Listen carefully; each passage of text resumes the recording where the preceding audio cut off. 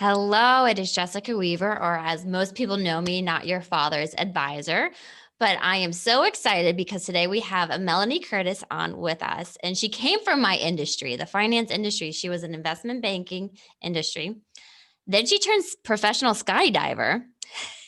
Yeah. And now she's still a skydiver, but she's also a life coach and author. She has a podcast, Trust the Journey, and such a phenomenal woman. I cannot wait to hear your story, Melanie.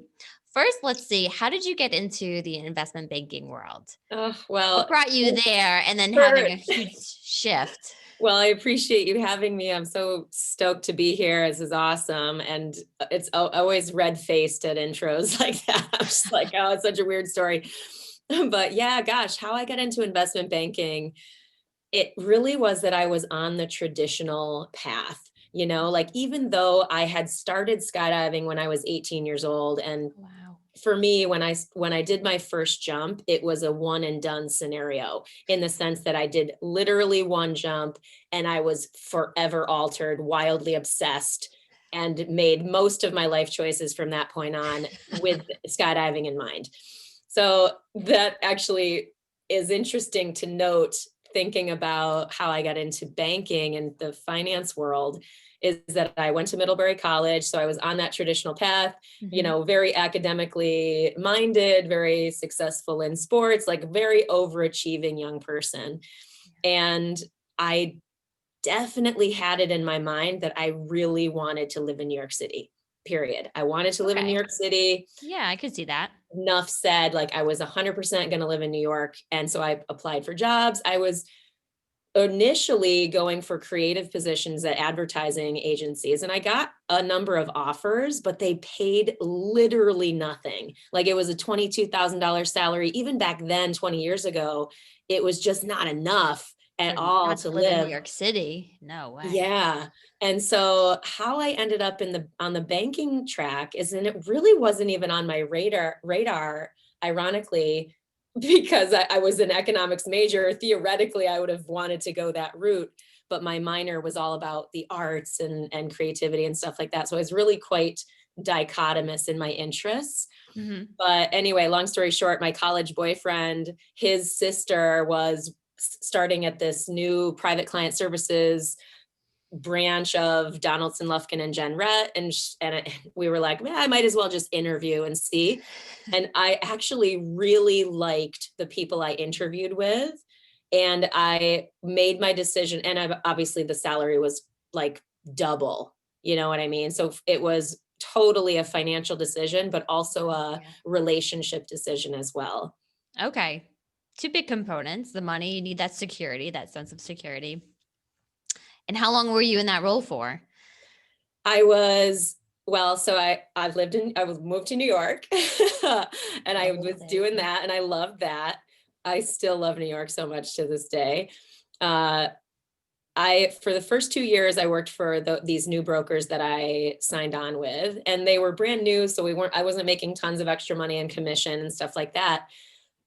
But then I was still skydiving and trying to get better as a skydiver, Okay. and I had made this decision in myself that I need to leave New York if I want to skydive more, because I can't, it's so hard to get out of the city. I don't have a car. Like I I need was to gonna go. ask, how much can you actually skydive while living in the city? Like, just the commute alone, you only can do that so much. Yeah, it was very Yeah. difficult. Yeah. And without having extra funds, and just really, it was just a Sure. difficult place to live and follow this dream that I had of being more in the skydiving world. And so I had made this decision. I was going to move to Southern California. I was pretty Okay. much getting very close to quitting my investment banking job and just moving, because I needed to be in a year-round sunny location. Mhm. Somebody in the office sort of caught wind of that, and again the universe sort of stepped in. His assistant at the time was leaving on maternity leave. This particular broker basically had me come to work with him, so I got moved internally, and he had this highly transactional business, tons of like active trading, and I was like really good at that because I was super engaged and I loved the people and the clients, but I was like that fast paced, that sort of almost adrenaline style of Yes, I business could see that. was Yes. really good for me. And so he was making tons more and I made a lot more money working with him. And Okay. he wanted to move to Los Angeles. So I ended up moving to Oh, Los Angeles with this broker. that worked out. Okay. It totally was the universe going, here you go. I'll help you move across the country. Here's No the support. problem. Here's the floor. Yep, we're just gonna Yeah. carry you along. Yeah, and so then I Mhm. made a ton more money and I spent it all getting good at skydiving. I started competing, I started getting coaching, I started buying gear, I started doing wind tunnel, like, and that really, once I moved to Los Angeles, I was at the drop zone every single weekend, jumping, coaching, getting coaching, competing, training, just I went nuts. I didn't even think about competitions in skydiving. Yeah. Wow, this is a whole new world that I don't really know anything about. I surprised my husband once with skydiving. He worked the night shift. He woke up, I go, I have a surprise for you. We're going skydiving.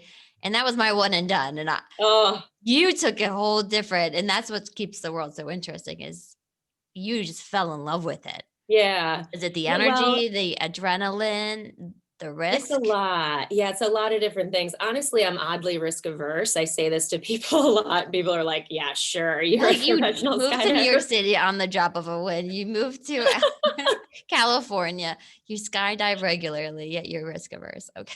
Yeah, well, and this is the thing is that it's not necessarily that I am recklessly making these choices. They were actually quite considered. It's just that that idea of not being reckless, but being intentional and then being brave. That's two different things. You know what I mean? Being reckless is the A thing where you reckless say, risk. F it, Mhm. F it. I can't stand this anymore. I'm just going to do it. That is potentially sets us up for peril.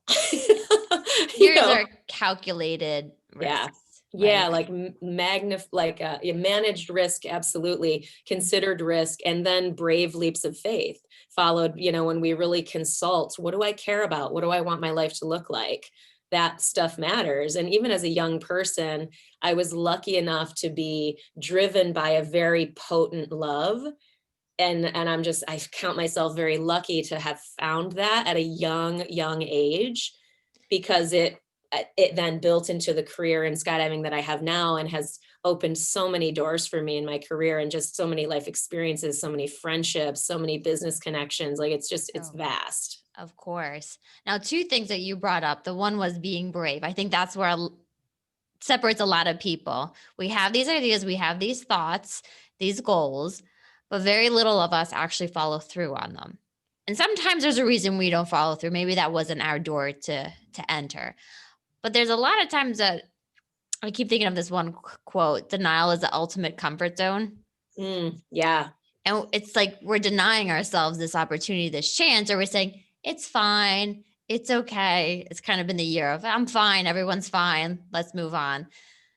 But you're saying, yeah, to be brave, to really follow through on it, even though it is a risk, it's a managed risk, an intentional one that we have to take in order to get what we want. The other thing is when you found this love of skydiving, you kept it in your life. And I think a lot of people don't know how to do that, or they try to do it, it got too hard, and then they gave up on it. And I'm sure there were times when it was hard for you, or the money was tight, or having to trudge out of the city every weekend to go do things got hard, or giving up other things, right? Going to parties or having a social life. Like you were committed Definitely. to this. So, and I hear it so much when I work with, especially corporate women, they kind of lose those loves of their life, Hmm. not just relationships, but their hobbies, their passion projects, because of the demands of the corporate world. They Hmm. come to retirement and they don't have anything. They don't Hmm. have anything that they can identify with that kind of grounds them. So I think those two combined is what really helped you with your success. Yeah. I mean, again, it's interesting the potency of what I felt because and it's again, like you said, not that I did not meet challenge. Of course, I met challenge. And the potency of that love really helped me as a young person. Like it really drove me. So I didn't feel the opportunity cost as a young person is where I'm going with that, is Okay. that you say, okay, yeah, you have to give up a lot of other things to follow something with such vigor, with such intense focus. And that's true. There are costs, there are opportunity costs. Like, for example, for a number of years, I was just so focused on my skydiving that I saw my family less. I really didn't go home for Christmas every year, stuff like that. Sure. And that was fine in terms of those years. But eventually I got to the point where I was like, oh man, I really want to see my family more. Mhm. Like I miss them, and that consistent reflection and introspection on how we're feeling, right? Because like just because I had potent love for skydiving as a 20-year-old, 18 to 27-year-old, you know what I mean? And I had my love for skydiving has evolved. I joke that it's one of the longest relationships of my entire life because it is, we've gone through breakups, we've refound each other, we've gotten back together and we had this big bright, yeah. So it's kind of funny to think of it that way. But yeah, and we change over time. Like for example, how I got into life coaching, and we talk about being brave. I really count that when we do the real deep internal work to identify, why have I lost my interests? Where did they go? I don't have any idea why I don't have friends anymore. And I don't say that in jest. Like as adults, we grow and we tend to, I hear this a lot from clients who are missing friendships because they haven't prioritized them. And that's totally normal, that type of thing. And people who, like you said, don't really know what they want to do, but know that they're unfulfilled and know that they want to solve that. Right. So that type of internal work really matters. And I completely am a champion of all levels of mental health. So people who are thinking about going to a therapist, like totally awesome. Other different healing modalities. I'm a big champion of all of that, including life coaching. But it's brave to do that, to actually identify where we are emotionally challenged and look in those sort of darker corners to try to figure out why, and to really think about where is my intuition telling me to go.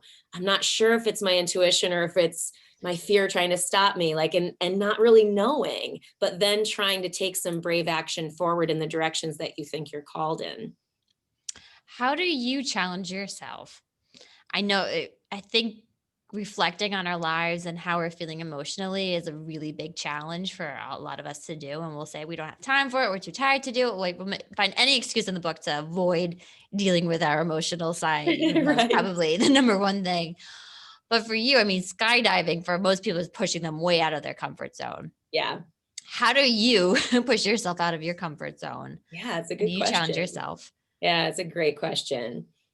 I do it in a lot of different ways. So I believe deeply that I cannot be an excellent, exceptional leader in the world, contributor in the world, life coach to other people if I am not in the work myself. So Sure. like I can talk about, oh yeah, you have to look into the dark corners of your emotional self. And then if I'm not doing that, it's, that's a problem. So I do those things that I talk about. I Yeah. do those things. And I also continue to keep a creative mind. Like I'm very called to creativity and art and freedom of self-expression and being seen and heard in the world as who you are, which sounds so cliche, but like for me, it's doing artistic projects. Like I did a big photo spread experience art vision project with my parachute skydiving equipment in New York City, Wow. which was it's a long story, but it was connected to some of my friends who are no longer with us. It was connected to my own process through divorce and healing and rising and learning to love myself. Like there's so many different like deeper themes into that. And so that comes through in both the art project of that photo experience, but also the writing that I put out as well. Like I'm an author and I'm working on my Audible book, for example. So that type of self-expression, being willing to be seen and heard in the world, and hope that your sharing and vulnerable sharing is of service to other people. That in skydiving, for example, we're growing. I co-founded and co-lead a demonstration jump team called Highlight. Okay. And the mission of Highlight is to inspire women and girls to live bold, brave lives of their own design. Love it. And that's the core mission, but we very much focus on social justice initiatives. So we use skydiving and its unique ability to capture attention and draw the bigger media to elevate conversations of gender equality, of equality at large, inclusion on all levels, all things like that. Oh, that's awesome. I love that. Thank you. Melanie, who do you typically work with as a life coach? Yeah, I work with people like me in the sense that I work with the type A people of the world who have a ton of experience externally achieving in the world, being out there, they're super successful, and yet they find themselves in a place in their life where they're like, I thought I would be happy and I'm not. I thought if I, I I hit this point, that would be it. I'd have yeah, success. like why am I not happy? I have everything that I thought would make me happy. Those types of existential crises in our lives are very normal and totally real. And the thing is that we can't illuminate our own blind spots because we're too close to ourselves. Like that's why professionals exist. So that's the thing. Like we'll get in a conversation, and the reason I say I work with people like me is that I used to think life coaching was a complete scam. I was like, what? Life coaching? Ugh, no. Seriously. I saw that on your website. I work with people who do not like life coaches Exactly. or think they don't like life coaches. Yeah. And so they want to talk to someone who sounds normal, who says the F word, who's like just a normal person, but has a skill set, a conversational skill set, a skill set of holding of space and championing goals around emotional growth for a type A type person. Okay. Yeah. What is your vision of success? My vision, I love this question.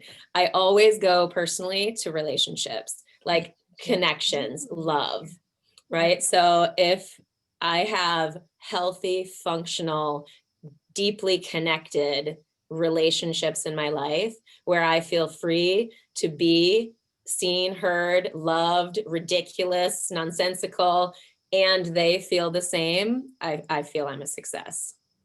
Do you think your vision of success or your definition of success has changed over the years as you've grown and matured as a person, as your life has just continued to blossom? Yeah, absolutely. It definitely has, in the sense that we are so inundated with ideas of what quote unquote success is. Interestingly, if you attach success to like the idea of having a lot of money, for example, in my experience, the more that I have leaned into where I am intuitively, earnestly, authentically, deeply called, the money has always followed. Like Oh, it's sure. always followed. I mean, I'm not trying to be like, oh, I'm so cool. I'm just trying to acknowledge that really has been true for me, in the sense that because I'm showing up in the world as I really want to, as I believe myself to really be deeply, then I'm earning trust. I'm building trust. People, you know what I mean? Like it's real. And so that has a magnetic force that's very powerful, that I've seen not just in myself but in other people as well. It's like, oh yeah, that person's doing it, that they're being themselves in the world, they're being brave, they're being whatever, and as a result their success comes to them. It comes across right away when you meet genuine, authentic people. You can tell when somebody's trying to sell you something, Mm-hmm. or if someone's desperate for a sale or money, right? They can tell Mm-hmm. right away. And I agree with you. When you live in alignment with your purpose, with who you're supposed to be, the money follows. And I also believe, whether you believe in God, the universe, but they reward you when you have everything planned, when you have the right systems, when you fully are ready to welcome that money into your life, because God, the universe, they don't want you to blow it. They don't Yeah, want to give you that abundance at a time when you're not going to use it how you're supposed to use it, right? absolutely. Purpose. So Yeah, and that type of statement, that type of very sort of spiritual statement, which I totally believe in, I'm happy to own it, does not mutually exclude grit, hard work, and mm, like focus and real action in the directions. Cause it's not just like, oh, if I'm just like, being myself, everything will come to me. We also absolutely have to take ownership of the parts that are hard. You know what I mean? So we have to yeah, show up for those life coaching calls we don't want to have. We have to show up and do the back end business planning of, our work. We have to exactly. find the right audio engineer to hire for our Audible book, like that type of stuff. All of that stuff is a part of the ultimate success, but it's like that, it's the balance of that rigorous sort of effort with the balance of that real thoughtful spiritual surrender as well.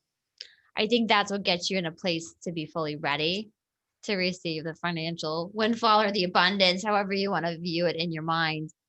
Um, it gets you to a place where you are ready and more importantly, are grateful Yeah. for it.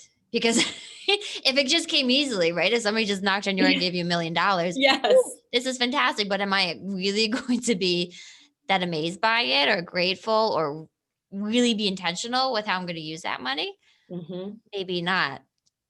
And We so, value we value what we earn so in much all more. realms, in all realms, whether it is our own healing, whether it is in relationship, whether it is in business, whether it is in our financial success, whether it's in our physical body, whether it's in, you know what I mean, our emotional growth, all of those things, we value what we earn.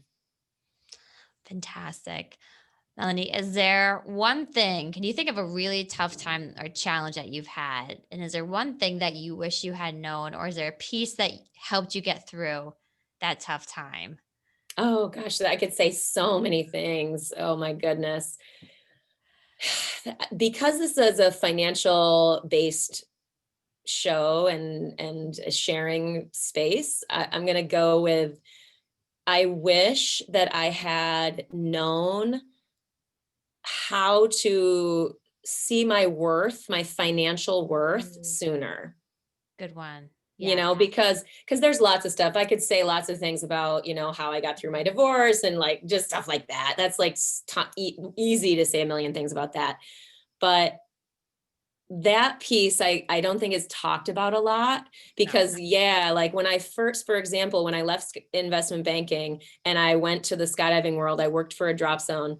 And it's very typical in the skydiving community because there are so many young people who are just wanting to do it. They're just so wanting to do it. They can get paid very little.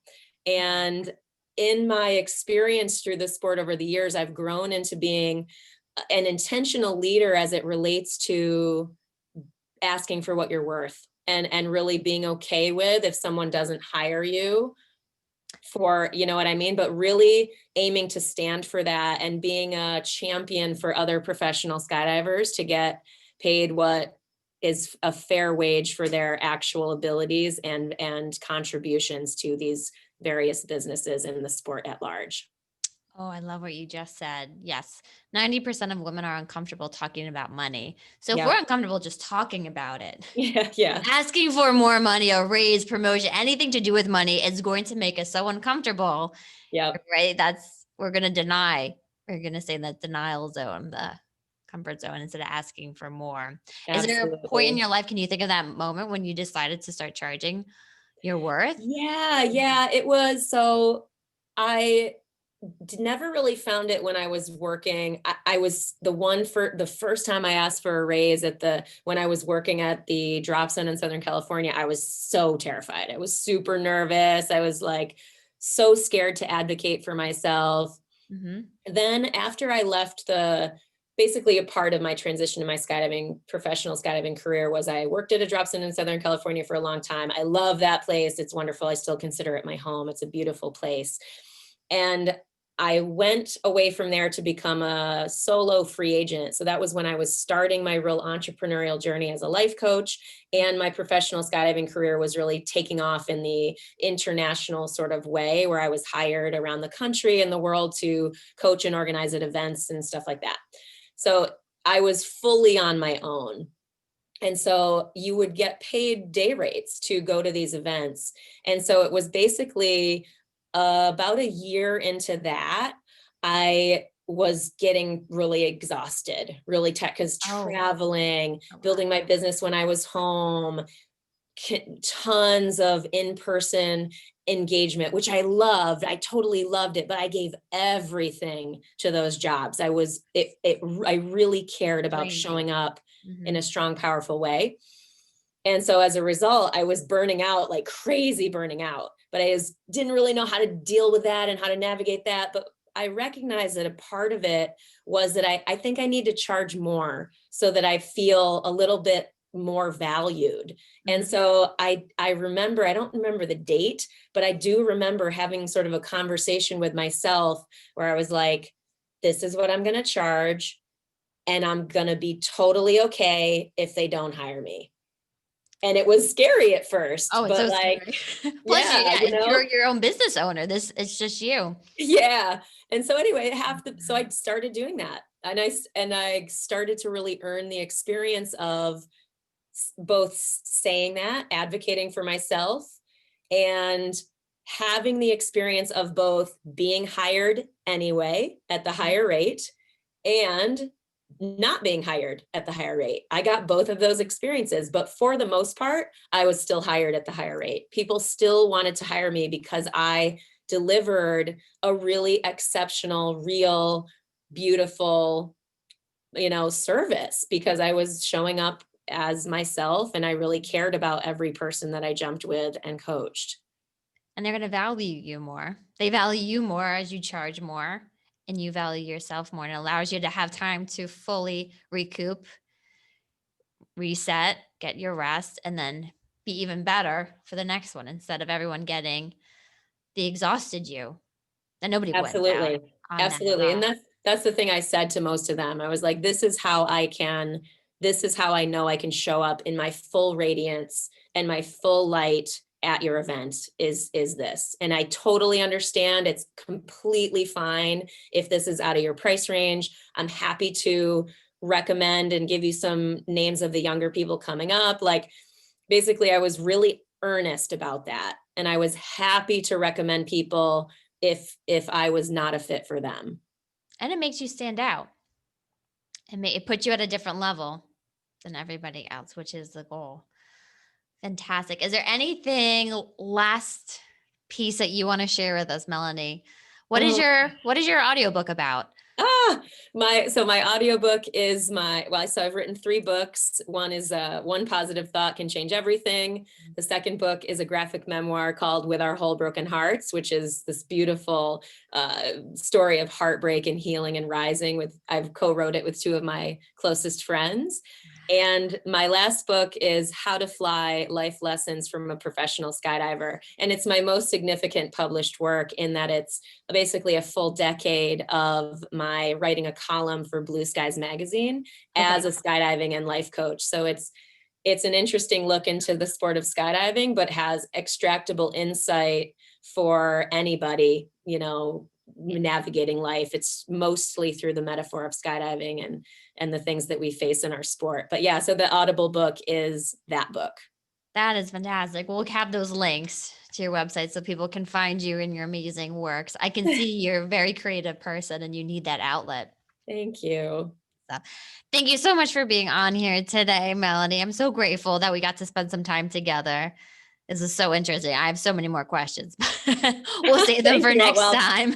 hit me up anytime. I'm always happy to receive a direct email. If people want to write me personally, it's mel@melaniecurtis.com. But yeah, thank you so much for having me. Thank you.